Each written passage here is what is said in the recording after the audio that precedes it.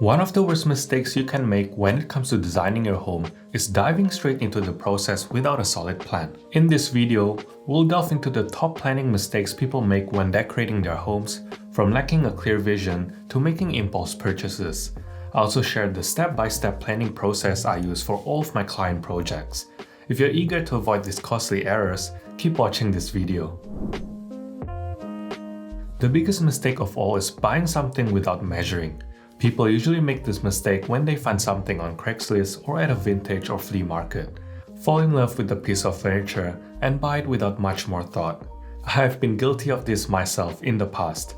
It's always possible to buy something that is quality and looks good, but if it doesn't fit the space, it will instantly look off. That is why I always like to start with a basic floor plan before sourcing or shopping for furniture to avoid FOMO. I measure all of the rooms including the corners, map out where large pieces of furniture like the sofa and dining table are going to go, and then fill in the gaps with accents like side tables and lamps. If you're still unsure about the layout, you can always put painter's tape on the floor in the shape of your furniture pieces, so you can walk around the piece and get a better idea of how it feels to be in the space. Now that you know what your constraints are, you can shortlist furniture that falls within these requirements. For example, you may need to find a sofa that is between 190 cm and 220 cm. When you're shopping, the first thing to look out for are these dimensions. If you find something that you like and falls within these dimensions, then bookmark it. Even if the price and look is right, you can't shortlist something that doesn't have the right dimensions. You won't be shortlisting a Ford Mustang when buying a car if you want to fit a family of 5. Always start with a mood or concept board. This is typically a collection of images that illustrate what you want your room to look like and, most importantly, how you want it to feel. This is different from a design board, which is done in later stages and contains the actual pieces for your space. Most people don't have the budget or time to furnish a whole house in a month, and the most beautiful spaces are usually formed from years of collecting anyway. Having a mood board is so important as it allows you to stay consistent with your clearly defined overarching theme. Everything will go well together, regardless of whether you buy something today or in 5 years' time, as you'll always have your mood board to refer back to. This is something that I always do in every project, and you can get the exact template I use for free, along with some of my best tips on how to kickstart designing your home. Check the link down in the description box below. It is also fine if your style or preferences changes over time. There are many beautiful spaces that are a blend of different styles and periods, but having that mood board will always allow you to figure out the best way to combine them. Even with proper planning, furnishing and decorating is a hard task. Don't make it any harder by not having a jumping off point. It doesn't really matter what you start with. For some, it may be a wallpaper, a rug, a sofa, or even an artwork. Find something that you really like or something that really inspires you and then build your space out from there. I like to take the image of my starting piece. For example, in this project, I started with the dining table and chairs and then built out the idea with images of other furniture and the core items that I had in mind.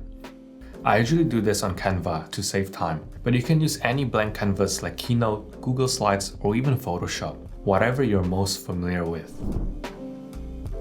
Have you ever desperately needed a piece of furniture like a sofa, and without really feeling inspired or considering your space, you bought the first okay-ish piece that you stumbled upon? This is what buying just to check the box means, and it almost always leads to buyer's remorse. I know this because I've made this mistake in the past myself. It's better to hold off the purchase for a bit when you're desperate, and use your money to buy something that you actually like and that actually matches your space. Not having a sofa for a few weeks or months is not the end of the world, but buying something subpar, regretting it a month later, and having to face that regret every day is definitely not a good feeling. Unless you're building from the ground up or doing a complete renovation, I would highly suggest living in your space with just the essentials for a few weeks to get a feel for your new home. You'll get a much better idea of how you want to use the space, how the light changes throughout the day, and in general, a better idea of how it feels and how you want all the different spaces to function. Impulse buying is rarely a good thing, especially when it comes to large furniture pieces. If you're looking for an accent chair and come across a good deal, then sure, grab it without a second thought. But if you just come across something nice and hoard it without a plan for where it is going, that isn't a good idea. Always have a place in mind before you buy a major piece of furniture, and even better, have the measurements in mind to make sure it will fit. You can collect smaller pieces like art or accessories without much thought as to where they'll go, as they're easier to mix in. But even then, I'll still suggest buying with a place in mind and not just hoarding anything nice that you come across. So, how do you come up with a plan? Step 1. The mood board. First step is always to pin or save images to a mood board. These may be random images, photographs of rooms, architecture, fabrics, or even nature. Mood boards are useful to establish your aesthetic direction and how you want your space to feel. Every person's version of modern or neutral is different, so these visuals are much more important than a few words written down. You'll soon start noticing patterns in the images you're inclined to include in your mood board. Pinterest is a really great tool for this. Once you've established a few images, they'll recommend things that are similar to what you've liked. Or you can even take one image and get suggestions for more images with a similar look and feel. Once you've established a collection, start narrowing down your inspiration images to ones that work in harmony when placed next to each other. The mood board I typically use is actually more of a concept board. The terms are used interchangeably, but a concept board usually has a little more direction than being completely abstract. In the early stages, I also like to include color and objects, but nothing specific, as the goal is to simply establish the aesthetic and keep the creative juices flowing. These will then be replaced down the line with actual paint coats or material during the sourcing stage. Again, you can get these exact templates I use for all of my client projects for free. Just follow the link in the description below. The next step is to measure your space in detail. Draw up your floor plan and think about what you want to do in each space. There are heaps of free online tools and software such as Floor Planner and Magic Plan that you can use to help with this step. Add in all the big pieces like your bed, sofa, and dining table to create your base layout, and then add in the smaller accents. One tip here is to also think about where to add lighting, such as a sconce, pendant, table, or even floor lamps. Consoles and sideboards are always a great place to add some table lamps. Corner of the room is usually a nice place for a tall floor lamp. Having an idea on where these lights will go will make it much easier to shop for a suitable piece. Figure out your space constraints to narrow down your furniture options. This will allow you to source furniture that fits within the range of sizes you've determined. For example, a couch that is between 220 to 240 centimeters long. Now you can start sourcing all of your furniture. Save all the things that you come across that capture your attention and also fit within the size constraints. It's fine to save 5 to 10 couches or rugs at this point. The goal is to get a big picture of everything in a single dashboard.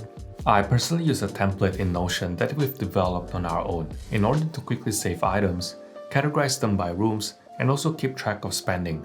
You can check them out in the description if you're interested. Once you have all your options, narrow it down to your top 2 or 3. It is much easier to narrow them down when you can see everything side by side. Try out different combinations of all the pieces you found in a single board. Again, you can use Canva, Keynote, or even Google Slides. Experiment with all your options. Mix and match pieces and try putting things of different scales together. The important thing here is to try to keep things to a reasonable scale, so you can get a better understanding of how it will look. This is also why I previously mentioned having a jumping off point. It is much easier to experiment when you have a single piece that is your non-negotiable starting point, instead of starting with a blank white canvas. Once you're happy with your design board, you can start purchasing. Remember that no matter how much you plan, things may change along the way, and that is okay. Don't sweat it if you need to change certain details after your sofa arrives. It is all part of the design process. In fact, many times the changes ended up being my favorite part of the design. Still, it is important to take the time to create a plan, as it will greatly reduce any design regrets or mistakes. But remember to also allow for pivots along the way. If you're renovating instead of just furnishing, all the steps are similar, but I generally prefer selecting fixtures and finishes first and then sourcing the furniture. Finishes are often hard materials like flooring, cabinetry, countertops, paint, lighting, and hardware. These are often big-ticket purchases and can't be changed as easily as your furniture, so it is important to select them prior to the soft furnishings. If this is something that interests you, then be sure to get in the waiting list for my upcoming course. I've debated about doing this for a while, and seeing that many of you have been requesting for a more structured process, I've decided to continue developing the course. It is going to be a bit different. I'm not going to bore you with hours of theories, but rather provide you with practical and accessible advice so you yourself can design a home that speaks to your own needs rather than following what's trendy, regardless if your budget is $100,000 or $500,000. There's no set date yet, but those in the waiting list will be the first to know. And there'll also be a generous discounts for all the early birds. And that is all for this week's video. Hopefully, you now realize how important it is to plan your interior design projects. If you haven't already, be sure to give this video a like and share it with all your friends that are going to start decorating their homes soon. Otherwise, thanks for watching, and I'll see you in the next one.